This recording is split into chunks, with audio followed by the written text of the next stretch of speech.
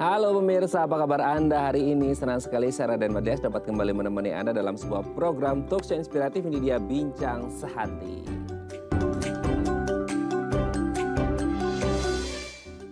Ya pasti ya hampir 100% kali ya kalau orang tua gitu ya pasti menginginkan buah hati. Nah ketika apalagi baru pertama kali nih ya gitu ya, first timers, newbie, jadi orang tua punya anak kayak oh baca-baca artikel kok kayaknya umur setahun 2 tahun tuh harusnya anak udah bisa mulai ngomong gitu. Tapi kok anakku kok belum bisa ngomong ya, kesulitan banget mau ngomong dan lain sebagainya. Terus akhirnya kepikiran apa? Pas lagi browsing di internet, ah speech delay nih gitu ya, ini beneran speech delay atau enggak ya? Waduh gimana, kadang-kadang kita kepikiran kayak ada, mungkin ya sering kita lihat juga, anak yang mengalami speech delay pasti jalannya akan lebih cepat gitu ya.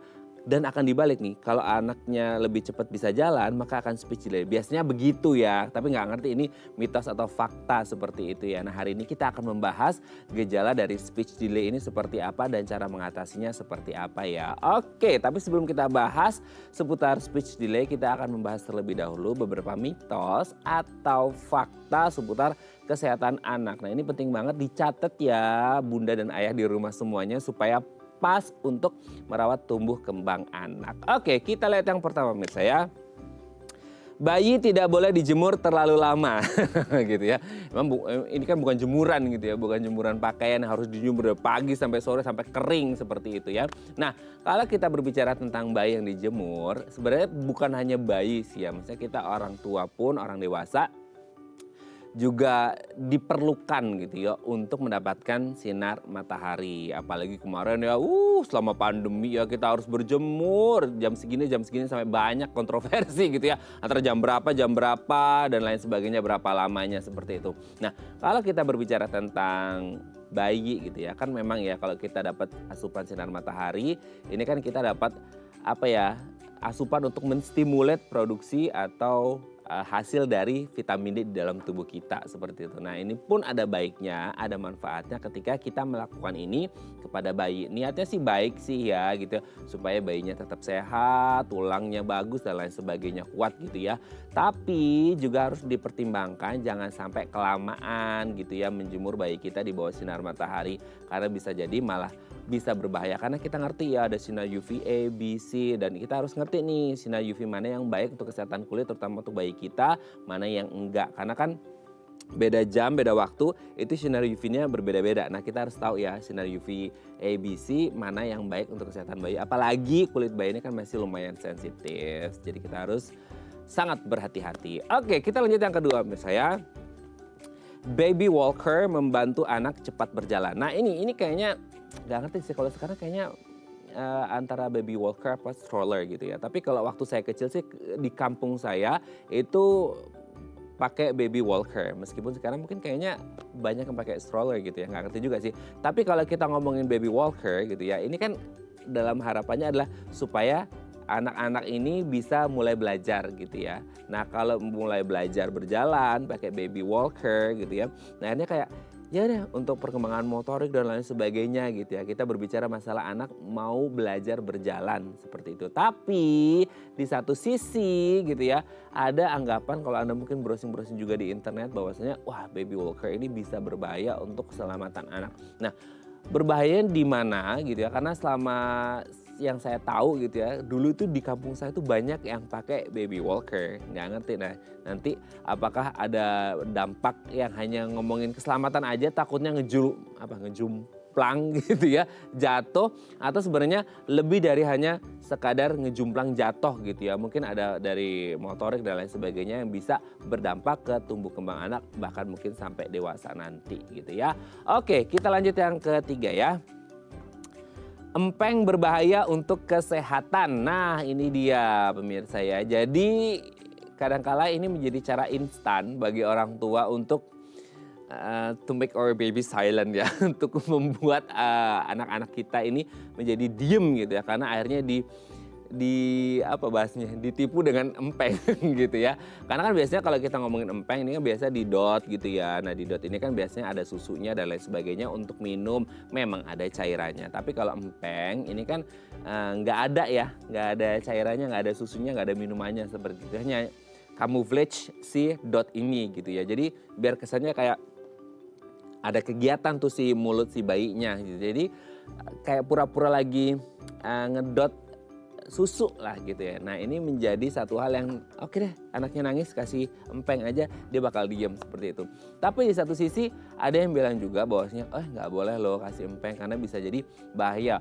Entah itu untuk pertumbuhan giginya, rongga mulutnya atau mungkin higienitas dari empengnya karena kita nggak ngerti kadang-kadang ditaruh terus kemudian masuk ke mulut bayinya, wah bisa jadi infeksi dan lain sebagainya karena mungkin ada kuman, virus, bakteri dan lain sebagainya ya. Oke, kita lanjut yang keempat pemirsa ya. Diaper sebabkan anak kesulitan berjalan gitu ya. Ya kalau secara nalar sih iya kayaknya kan dia jadi apa sih bahasanya gitu. Kalau bahasa Jermannya teh ngejemblung gitu ya. Jadi kayak jalannya jadi susah gitu ya. Nah kita nggak ngerti apakah hanya sekadar susah berjalan karena memang kan pasti agak beda ya. Maksudnya postur tubuh si anak karena kan diaper untuk bayi itu juga lumayan gede gitu ya. Apalagi kalau udah ada isi, udah pipis atau even poop di situ. Jadi kayak akan mengganggu juga. Tapi apakah hanya sekadar membuat bayi susah berjalan atau sebenarnya kan kalau kita ngomongin bayi kan masih pertumbuhan tulang dan lain sebagainya. Jadi kalau biasa udah dikasih diaper gitu ya popoknya gitu, terus kemudian bisa jadi bentuk kakinya bisa beda loh, bisa beda sama anak-anak yang lain loh. Nah ini sebenarnya pengaruh nggak sih? Karena kan mungkin tulangnya masih agak rawan ya, masih agak muda, jadi nanti takutnya berbeda posisi. Nanti kita bahas ya. Oke kita lanjut yang terakhir pemirsa ya. Anak wajib diimunisasi. Ini terlepas pro dan kontra ya, selama pandemi kemarin juga kita sebenarnya banyak pros and cons terkait imunisasi atau vaksinasi. Tapi di luar hal itu gitu ya, kalau kita berbicara tentang imunisasi adalah tindakan preventif bagi orang tua supaya si anak ini nggak terkena penyakit yang bisa membahayakan ke depannya. Let's say hepatitis, polio dan lain sebagainya. Tapi apakah imunisasi bisa menjamin 100% bahwa si anak tidak akan mengalami penyakit tersebut? Nobody knows, nggak ada yang ngerti ya. Tapi at least kita ada effort untuk membuat si anak ini terhindar dari penyakit-penyakit tersebut. Oke, itu tadi beberapa mitos atau fakta seputar kesehatan anak. Dan kami akan membahasnya sesaat lagi. Tetap bersama kami di Bincang Sehati.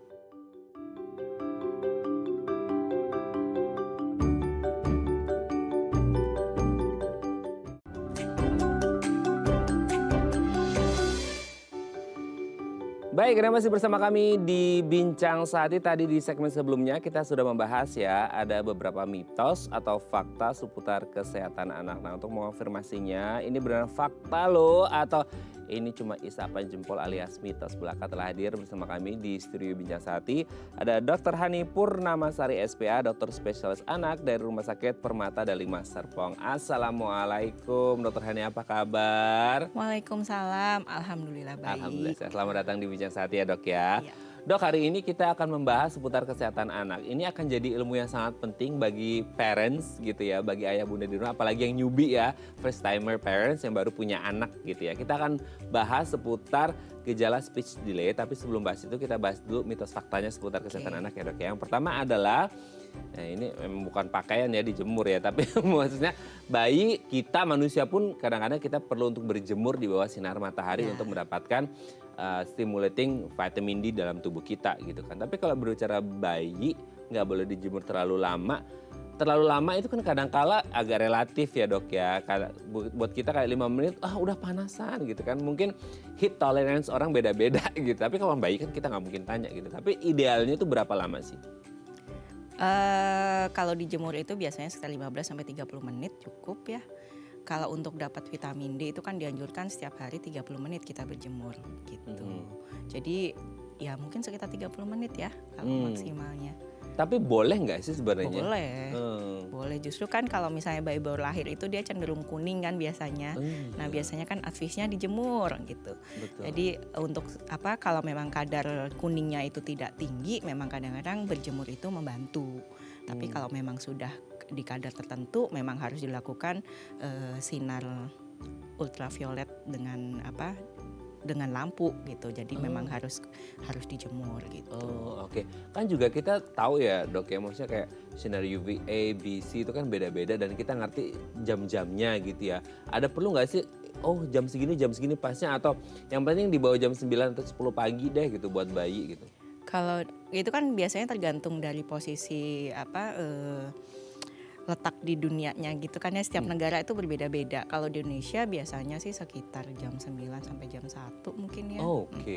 Jam 9 sampai jam 1 itu relatif aman ya? Ya, jadi mungkin supaya kita dapat sinar ultraviolet yang memang bisa untuk membantu mengkonversi ke vitamin D. Oke. Tapi kalau dampaknya kalau terlalu lama apa sih dok? Kan kalau kita kan kerasa panas ya. Kalau anak kan nggak mungkin kita tanya deh apa bayi belum bisa ngomong gitu kan gitu ya. Itu ada dampak nggak? Kalau kita kan katanya orang tua kalau kelamaan bisa kena kanker kulit dan lain sebagainya. Kalau anak-anak ada dampaknya nggak sih? Iya, pada prinsipnya sama ya, pada sama. anak sama pada bayi sama sih. Ya itu tadi takut gosong gitu kan kalau kelamaan. Kalau gosong dibolak-balik udah kayak tempe Biar goreng. rata Gitu. ya.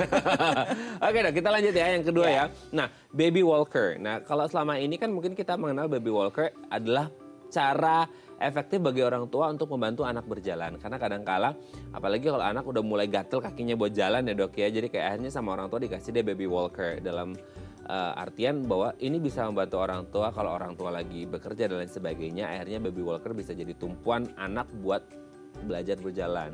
Di satu sisi kita beranggapan oke, ini penting karena bisa membantu anak untuk menstimulat mereka untuk berjalan. Tapi di satu sisi ada yang bilang katanya bahaya. Gimana tuh dok? Kalau setahu saya itu memang tidak dianjurkan belajar berjalan menggunakan baby walker. Boleh sih pakai baby walker, tapi kita juga harus tahu kapan waktu yang tepat. Karena kalau pakai baby walker itu kan bayinya bisa kemana-mana sendiri. Yang jelas kalau permukaannya lantai tidak rata, itu dia bisa terjungkal bersama baby walkernya. Jadi banyak kejadian yang dilaporkan membahayakan. Jadi sebenarnya sih tidak disarankan. Apalagi kalau misalnya dia bisa narik tuh di meja ada isinya taplak, terus ada bahan gelas dan segala macam yang mudah pecah, dia tarik begitu, itu kan juga jatuh bisa berbahaya pada bayinya. Jadi sih saya tidak sarankan belajar berjalan menggunakan baby walker. Itu justru kalau orang bilang ditetah ya, dititah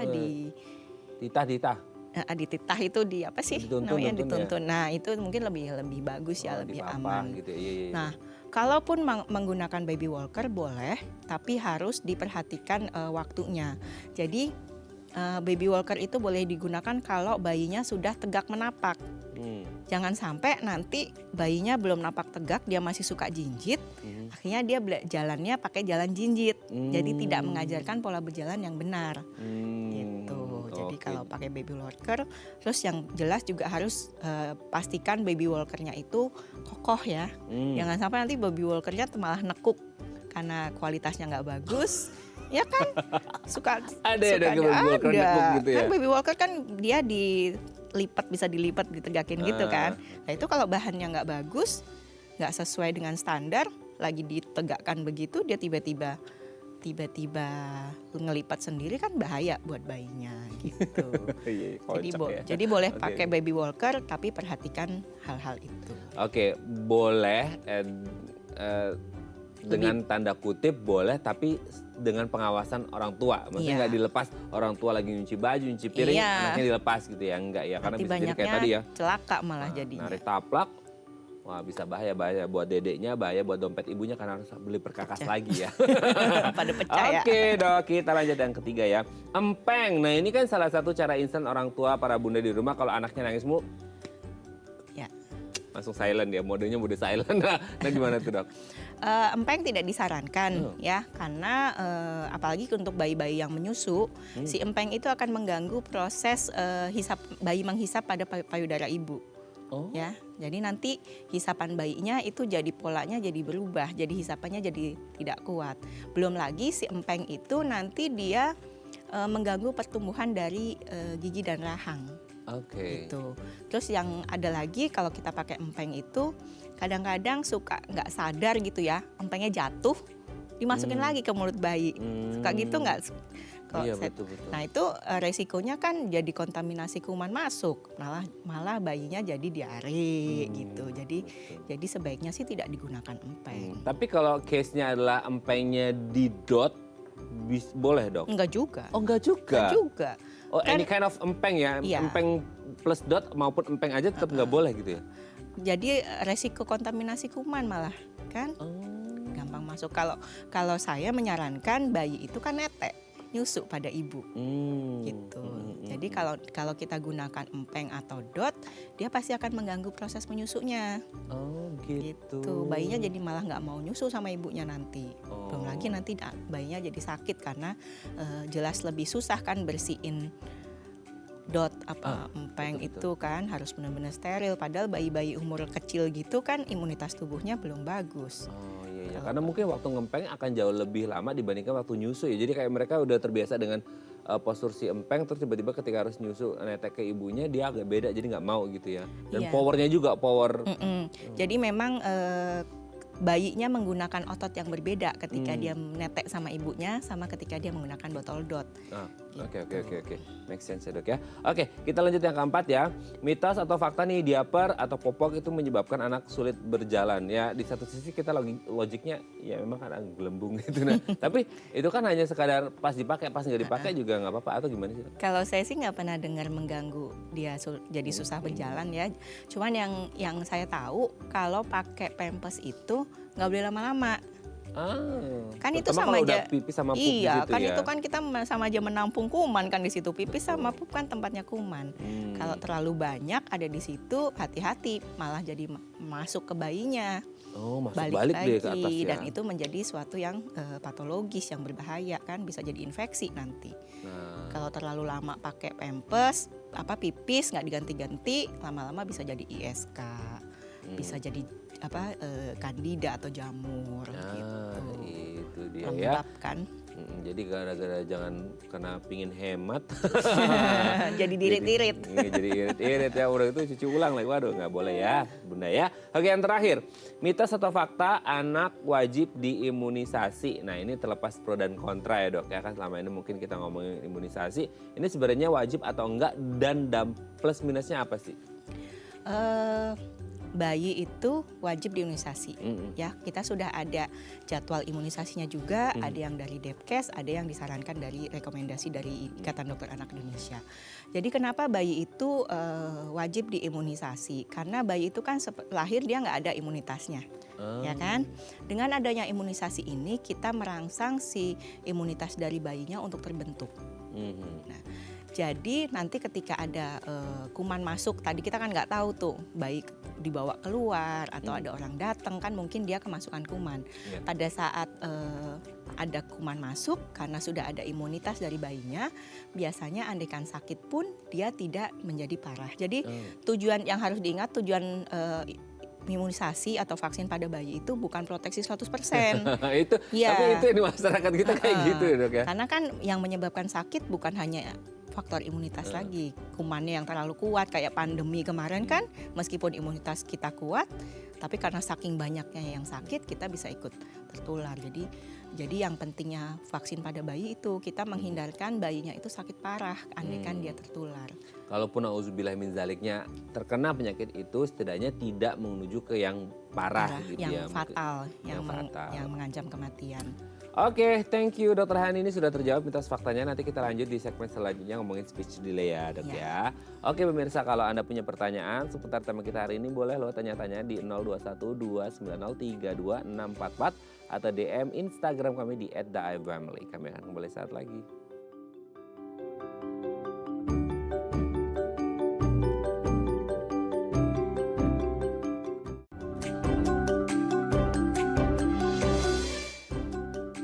Baik, Anda masih bersama kami di Bincang Sehati. Kita masih membahas seputar speech delay. Ternyata bukan pesawat aja yang delay ya, speech juga ngomong anak juga bisa delay gitu ya.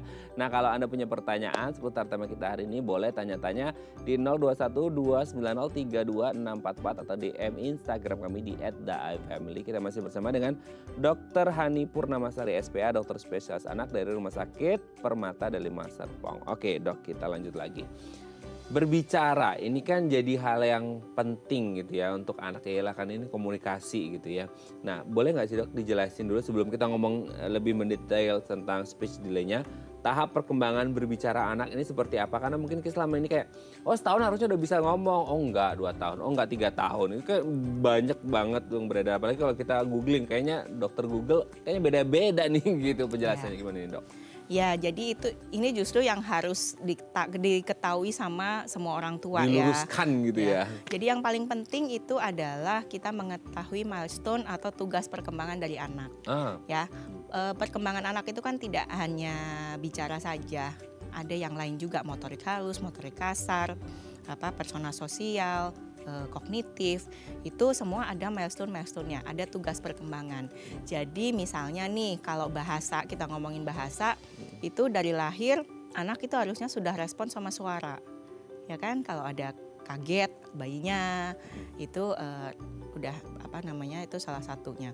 Kemudian dia sudah mulai biasanya usia 2 sampai 4 bulan tuh mulai chewing. Chewing tuh yang au gitu, dan kan bayi kan suka gitu tuh. Oh iya. Ya awalnya diem, dia cuma nangis, terus habis itu mulai tuh kalau kita kita ajak ngobrol, dia kayak respon dengan mengeluarkan suara seperti itu. Terus nanti ada lagi fase babbling. Babbling itu biasanya sekitar 6 sampai 8 bulan. Dia biasanya mengeluarkan suku kata tertentu. Kadang mama, papa, ta. Itu dari yang dia dengar nggak sih, Dok? Atau alaminya dia gitu? Alaminya dia. Oh gitu. Tapi ya juga respon yang dia dengar itu mempengaruhi. Kalau dia nggak pernah dengar juga dia pasti tidak akan mengeluarkan seperti itu. Ya. Kemudian usia 1 tahun yang tadinya mama dia nggak jelas tuh ngomong apaan, mulai tuh usia 1 tahun muncul kata. Mama itu memang dia memanggil mamanya.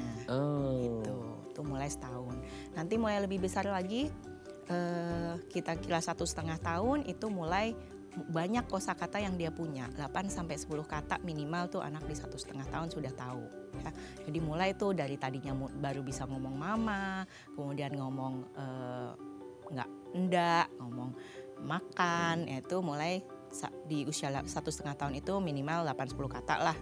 Nanti baru bisa merangkai kata, dua kata tuh, itu baru biasanya memang di usia 2 tahun. Aku mau, nah itu biasanya ini apa? Biasanya kan anak umur 2 tahun tuh bicaranya seperti itu. 3 tahun tuh tambah lagi, dia bisa mulai makin panjang tuh jadi 3 kata. Aku mau susu, gitu. Dan 3-4 tahun biasanya dia sudah mulai banyak dan sudah mulai bercerita. Nah, kadang-kadang kita itu mitosnya itu, ini kan lagi nanti jalan dulu, nanti ngomongnya belakangan ini. Kadang-kadang suka ada mitos seperti itu. Itu yang harusnya nggak boleh seperti itu. Kita harus perhatikan milestone perkembangan tadi. Nah, kalau misalnya ada anak umur 1 tahun, chewing pun dia nggak keluar, yang tadi ahu dia nggak bisa, babbling nggak keluar juga, apalagi katanya nggak ada yang muncul. Nah itu yang harus kita perhatikan, harus benar-benar waspada, jangan sampai terlambat kita menyadarinya. Kadang-kadang kalau dibilang nanti juga bisa ngomong sendiri, nah itu udah terlalu telat. Udah telat ya. Oke, jadi kita harus tahu milestone perkembangan si anak gitu ya, Dok ya. Dan nggak ada yang pasti ya kalau namanya perkembangan. Ada standar bakunya gitu ya, harus gini. Kira-kira antara kalau berbicara perkembangan itu kita nggak ada anak 1 tahun bisa ngomong 1 kata, nggak gitu. Tapi range biasanya kalau perkembangan kita range rata-rata anak. Tuh nanti ada paling maksimal dia umur segini harus sudah bisa ini. Nanti umur segini dia harus bisa ini. Jadi antara ada yang cepat, ada yang memang lambat. Nah, kapan lambatnya itu bisa ditoleransi itu yang penting. Oke. Nah, itu kan milestone perkembangan terutama untuk bicara si anak. Nah, kalau speech delay itu sendiri apa? Berarti kan ada di antara milestone itu ya. Itu gimana tuh speech delay? Jadi kalau speech delay itu ada keterlambatan anak mencapai tugas perkembangan tadi. Milestone-nya itu tadi. Dan biasanya terlambatnya itu bedanya 6 bulan. Kita lebih bilang lambat delay. dia ya? Iya. Jadi misalnya tadi kan saya bilang chewing itu di usia 3 bulan, 2-4 bulan gitu kan. Dia sampai umur 1 tahun belum ada chewing juga, atau sampai usia 2 tahun dia belum ada kosakata apapun, nah itu udah masuk delay. Karena kan harusnya setahun udah mulai kata tuh. Kalau 2 tahun belum ada kan udah lebih dari 6 bulan dia. Nah itu yang disebut dengan speech delay. Oke. Gitu. Itu toleransinya pasti 6 bulan atau bisa jadi lebih cepat atau bisa jadi malah lebih lama lagi gitu? Sebenarnya kan tergantung kapan kita menemukannya ya. Oke. Tapi kalau misalnya kita menemukan di 6 bulan dia terlambatnya, itu sudah terkategori dalam delay. Penyebab anak itu bisa mengalami speech delay dibandingkan dengan anak Banyak. yang lain itu apa dok? Banyak Banyak. sekali. Tapi yang paling dominan apa Jadi, aja itu? kalau kita ngomong perkembangan, itu kan sebenarnya setiap anak punya potensi genetiknya. Ya, ada kemampuan di dalam diri anaknya. Oke. Anak yang misalnya dengan anak yang Down syndrome dengan anak yang normal itu pasti Beda, potensi ya? genetiknya berbeda. Terus, nah potensi genetik anak ini sendiri dipengaruhi sama lingkungan sekitar. Nah, dia ada di lingkungan yang apa? Hati-hati nih. Sekarang itu banyak gadget di sekitar kita. Yes. Screen time yang terlalu panjang. Anaknya dibiarkan. Jadi sekarang itu peran pengasuh atau neni itu digantikan sama gadget. Ya enggak? betul. Nah, itu berpengaruh juga tuh. Anaknya bisa jadi terlambat karena kan dia tidak ada stimulasi.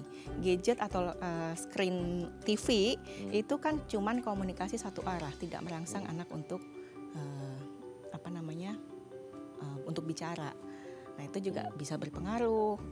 Gitu. Jadi ada beberapa faktor, mungkin karena potensi genetiknya, karena memang ada kelainan di anaknya itu sendiri, atau stimulasi dari lingkungan yang kurang, terlalu sering terpapar sama gadget, atau mungkin faktor gizinya, itu banyak hal yang berpengaruh terhadap perkembangan bicara dari anak. Oke, berarti kalau komunikasi satu arah kayak dia nonton di situs berbagi video gitu ya, kan ada suara, itu juga tetap nggak bisa menstimulasi pendengaran dan kemampuan bicara dia ya dok? Ya mungkin menstimulasi, cuman tidak merangsang dia untuk mengeluarkan suara. Kan yang namanya bahasa ya, kalau delay speech itu tidak hanya dia bicara, tapi dia mengerti paham berkomunikasi itu kan juga masuk di dalamnya. Gitu. Jadi kalau anak lihat itu dia akan tertarik dengan warnanya karena di situ kan ada banyak warna, dengan suaranya, tapi mungkin dia tidak paham. Ya kan? Itu juga makanya kenapa kalau anak lagi dikasih gadget itu nggak boleh sendirian. Dan harus ditemenin juga, anak nonton TV nggak boleh sendirian. Selain untuk mengawasi tontonannya apa, juga diajak untuk merespon apa segala macam untuk ada komunikasi gitu ya. Sama persepsinya juga mungkin dia nonton Superman bisa terbang, dalam pikirannya kalau anak-anak yang belum mengerti bisa nganggap itu nyata kan. Iya, nonton Superman juga nanti dia pakai celana dalamnya di luar lagi kan gitu ya, jadi salah ya. Oke, thank you ya dok. Nanti kita lanjut lagi ya di segmen selanjutnya ya. Oke pemirsa, kalau Anda punya pertanyaan boleh tanya-tanya di 021 290 32 644 atau DM Instagram kami di @daifamily. Kami akan kembali saat lagi.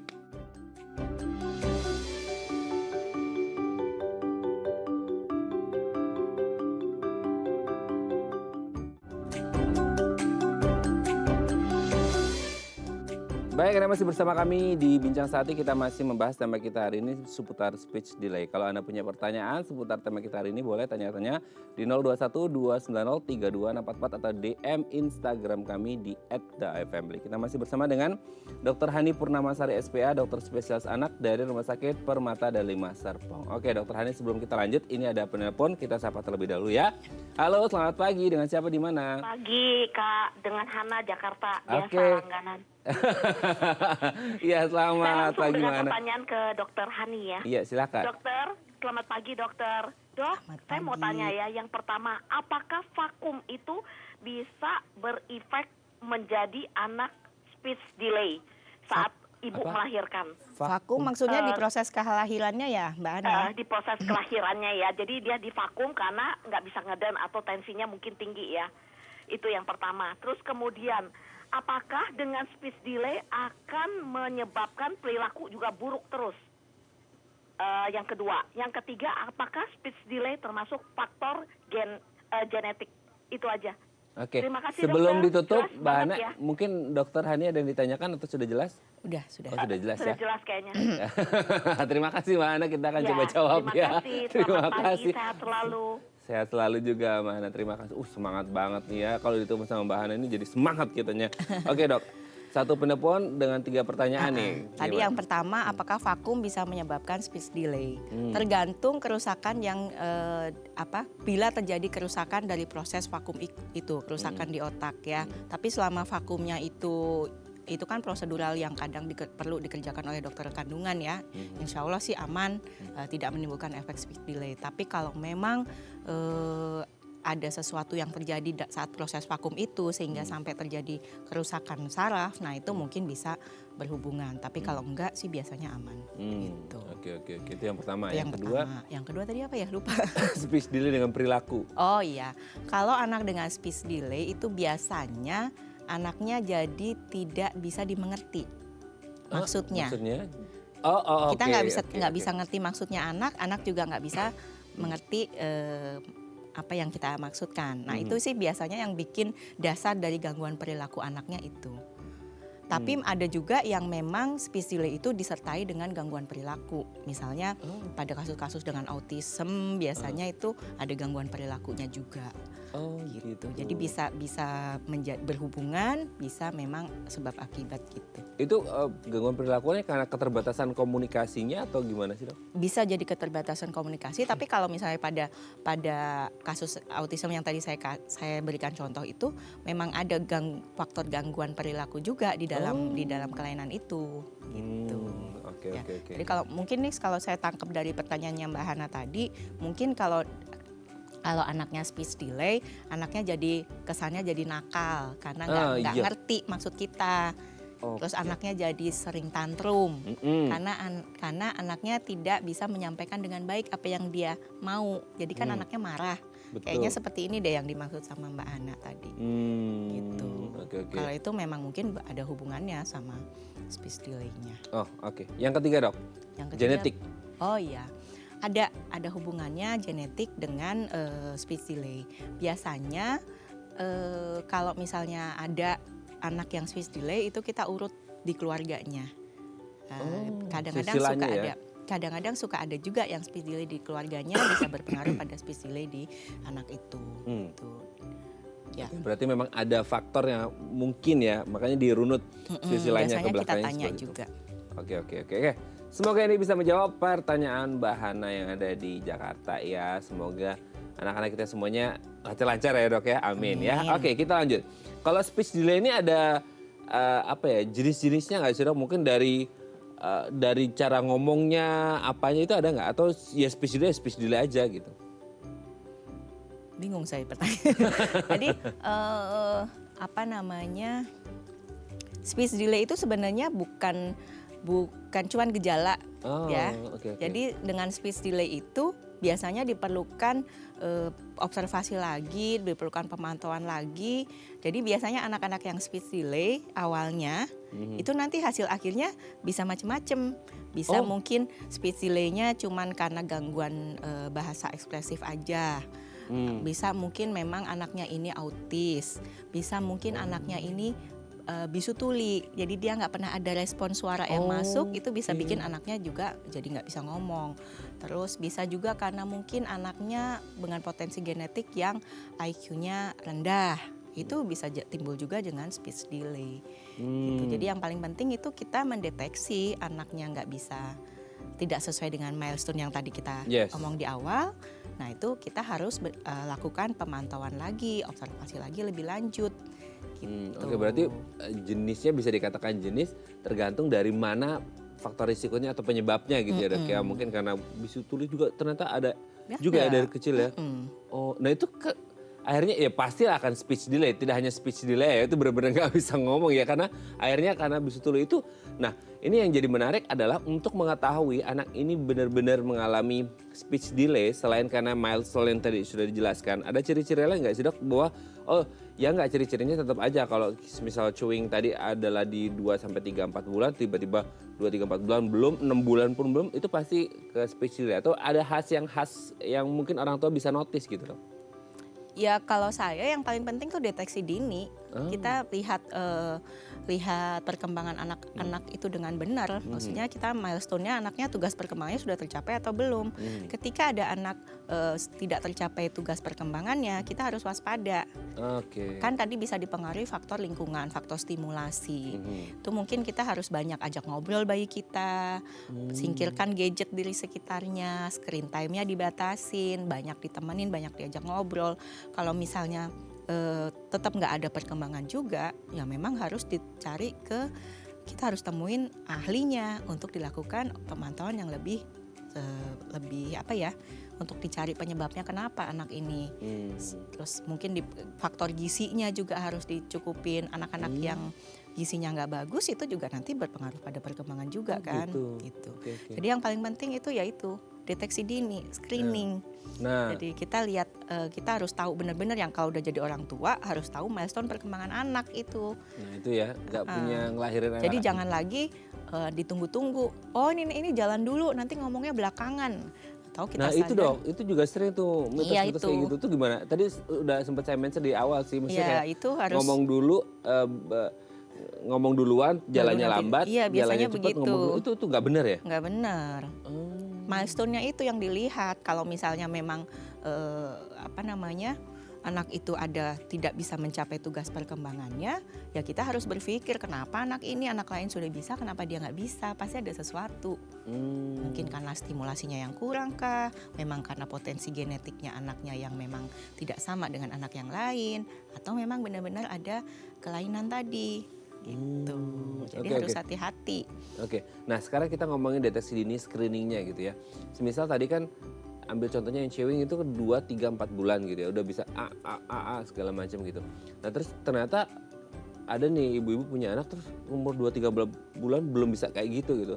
Itu dibawa ke dokter untuk dilihat itu screeningnya gimana caranya untuk mengetahui bahwa untuk menegakkan diagnosis bahwa ini mengalami speech delay gitu. Biar orang itu juga paham. Kan kita lihat dulu tuh milestone perkembangannya. Terus tadi kalau terlambat biasanya tuh udah lebih dari 6 bulan dari milestone itu tadi. Kayak tadi nih, setahun kan tadi saya bilang setahun itu harus sudah ada kata yang muncul. Tapi belum ada kata, jadi anaknya cuma baru mama-mama tapi nggak ada kata spesifik yang muncul sampai di usia 2 tahun.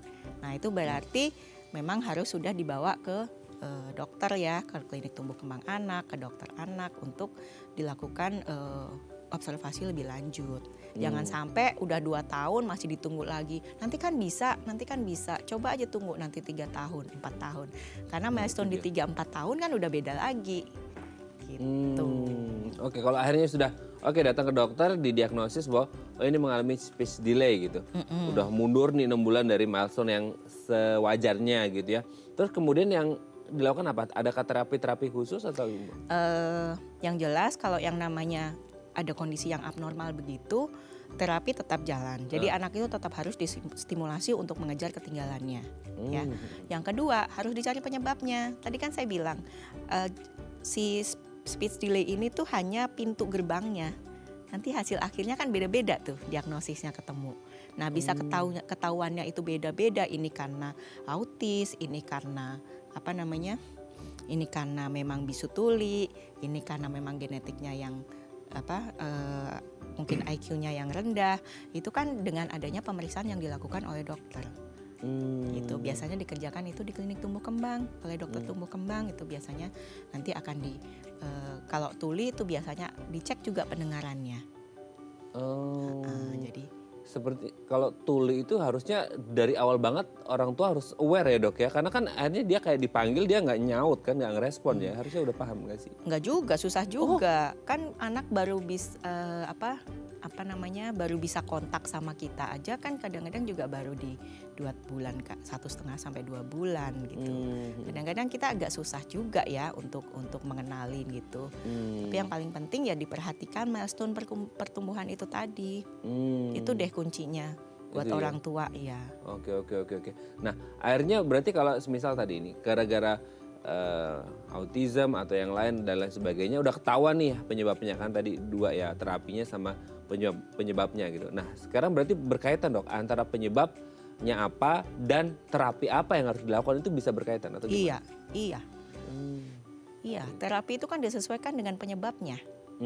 Gitu. Jadi pendekatan untuk anak yang memang bisu tuli sama anak yang autism ya pasti berbeda nanti di terapinya itu. Mungkin sama-sama terapi wicara tapi ada programnya khusus buat anak ini, khusus buat anak ini.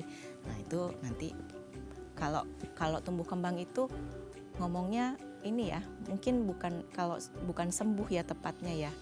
tapi mungkin dia bisa mengejar, kita optimalkan mengejar ketinggalannya itu tadi. Nah, kenapa saya bilang penting deteksi dini?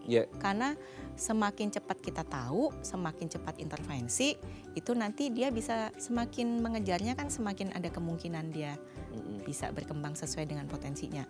Tapi kalau kita lama-lama, kita terlambat, nah itu nanti hasil akhirnya pasti akan juga berbeda, pasti lebih buruk kalau dia lebih dulu lebih dulu ditemukan, lebih dulu diintervensi, lebih dulu diterapi, itu hasilnya akan berbeda sama anak yang telat. Semakin anak itu kan umurnya jalan terus, ya kan? Betul. Dia ketinggalan nggak bisa, misalnya nggak ada kata yang muncul. Nah, kan umurnya jalan terus. Iya, nah, ininya mandek tapi umurnya jalan terus ya. Semakin lama kita tahu anak itu ketinggalan, itu kan semakin jauh ketinggalannya. PR-nya anak untuk mengejar semakin banyak. Besar. Iya, betul. Itu. Oke, jadi orang tua juga PR-nya banyak ya, gitu ya. Ini jadi catatan untuk kita semuanya ya. Oke, nanti kita lanjut lagi ya di segmen terakhir ya, Dok ya. Udah gak kerasan ya, mau segmen terakhir aja. Oke pemirsa, kalau Anda masih punya pertanyaan, boleh tanya-tanya di 021 290 32644 atau DM Instagram kami di @theifamily. Kami akan kembali saat lagi.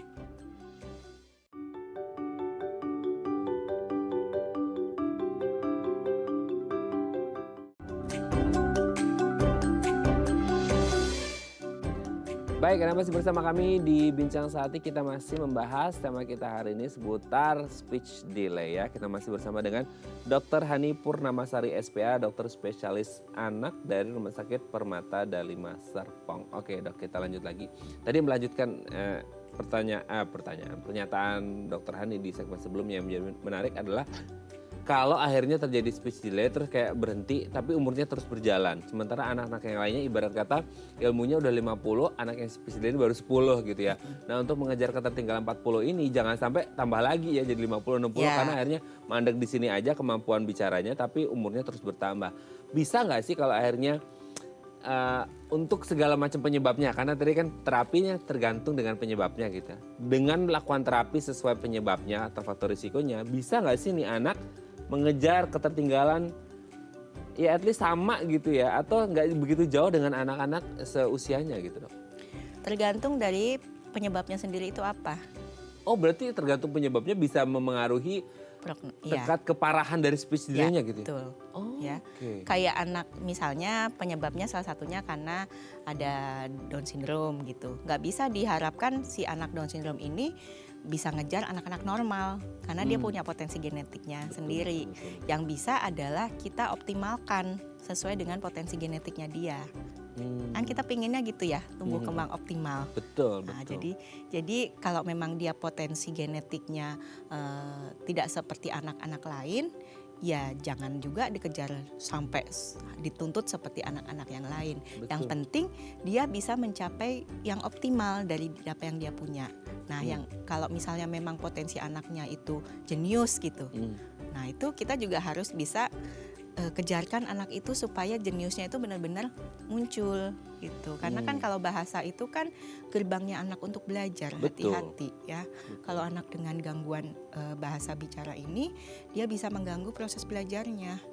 Gitu. Jadi kalau misalnya anak-anak yang sebenarnya jenius dengan adanya gangguan ini, itu jeniusnya jadi nggak muncul, kan jadi sedih banget ya kalau kayak gitu. Betul. Oke. Tapi sering ya Dok ya, nggak tahu ini sesuai tema atau keluar tema nggak ngerti. Tapi intinya gini, ketika ada anak yang let's say quote and quote spesial gitu ya, spesial dalam bukan hanya ABK ya gitu, bukan hanya anak berkebutuhan khusus, tapi kayak anak-anak dengan speech delay dan sebagainya. Kan ada kalau kita browsing itu sering ada yang mengaitkan dengan tingkat kecerdasannya gitu ya. Nah itu pengaruh nggak sih anak yang mengalami speech delay dengan tingkat kecerdasannya? Kan kita nggak ngerti anak ini bakal jenius atau nggak seperti dari Dr. Hani sebutkan gitu. Apa gara-gara masalah komunikasi itu akhirnya kayak kecerdasannya jadi nurun karena akhirnya asupan input yang masuknya jadi kecil dan dia nggak bisa ngerespons gitu. Kalau untuk nilai IQ-nya sendiri terpengaruh ya. Karena kalau kita tes IQ itu di dalamnya ada komponen bahasa yang dinilai. Jadi kalau misalnya itunya kurang, komponen bahasanya bicaranya terganggu, pasti kan juga dia jadi jelek juga kan IQ-nya. Dan anak itu belajar dari memang kemampuan bahasanya dulu untuk bisa belajar yang macam-macam gitu. Jadi dasarnya dia untuk bisa berkembang dengan baik itu salah satunya adalah kemampuan bahasa bicaranya tadi. Nah, juga penting ya sekarang kalau kita ngomongin tes IQ di mana-mana kayaknya kalau untuk apa-apa ada tes IQ-nya gitu. Nah, tapi kalau kita berbicara bisa nggak sih itu nanti di-upgrade, maksudnya tes IQ nilainya cuma berapa terus nanti dengan terapi yang ada dia bisa naik gitu dok? Bisa kan yang penting bukan cuma IQ-nya aja. Kan ada ada emosinya, kematangan semuanya secara. ya. Iya, jadi kalau ngelihat manusia itu kan bukan cuma oh dia IQ-nya 200 loh, tapi yang lain-lainnya nggak mensupport dia juga nggak bisa gitu juga. Gitu. IQ, EQ gitu ya dan lain sebagainya. Oke, tapi kalau untuk terapinya sendiri, normalnya biasanya kan tadi tergantung juga ya keparahannya gitu. Yang paling cepat, yang paling lambat itu bisa berapa lama sih dok? Atau anak-anak bisa jadi setiap kasus itu customize gitu, tidak bisa dipukul rata bahwa anak ini akan berapa lama gitu. Iya, setiap anak nggak bisa disamakan. Kalau sudah kita bicara tentang tumbuh kembang itu nggak bisa sama, karena terapinya mungkin sama, terapisnya sama, tapi orang tuanya berbeda, kemampuan potensi genetik anaknya berbeda. Itu kan berpengaruh. Kemampuan orang tua berarti peran orang tua juga penting ya? Iya. Oh, tidak hanya ngandelin terapis ya? Nggak cuman orang tuanya nggak cuman harus bisa bayarin terapi. Nah itu dia. Kan Tapi sekarang banyak yang udahlah sama terapi aja gitu saya. Pendampingan orang tua itu ternyata juga berpengaruh. Beda. Jadi tetap harus ada support system dari keluarga gitu ya. Jadi hanya punya uang, bayar terapis, ikut terapi dan lain sebagainya mengharapkan anaknya fully recovered, enggak gitu ya. Tetap harus ada peran orang tua, keluarga sebagai support system pertama untuk si anak gitu ya. Karena bagaimanapun tadi kan kalau berbicara tentang speech delay ada faktor lingkungan. Nah lingkungan ini harus dibentuk sama support systemnya gitu ya. Oke, thank you Dr. Hani. Hari ini menjadi bekal yang sangat penting terutama untuk ayah bunda yang ada di rumah nih ya. Menyaksikan apalagi untuk anaknya yang mengalami speech delay gitu ya. Terima kasih dok, sehat terus. Salam untuk keluarga di rumah dan teman-teman di rumah sakit ya. Selamat pagi, assalamualaikum. Oke pemirsa, itu tadi perbincangan kita dengan Dr. Hani. Semoga bermanfaat ya. Sarah Demakas pamit, sampai jumpa. Selamat beraktivitas di hari Rabu yang indah ini. Sampai jumpa.